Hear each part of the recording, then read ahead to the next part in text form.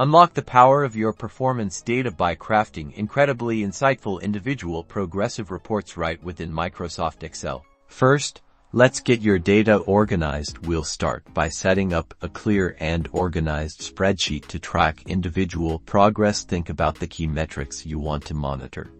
Perhaps task completion rates, skill development milestones, or project hours. Create distinct columns for each of these, and a column for the individual's name and the date of the entry. Input your raw data systematically for each individual you're tracking.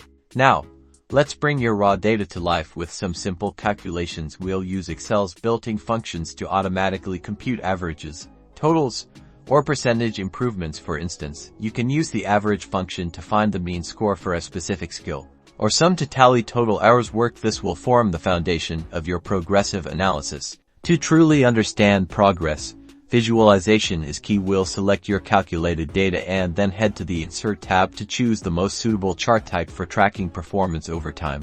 A line chart is often ideal, showing trends clearly. If you want to compare achievements across different categories for an individual, a bar chart can be very effective.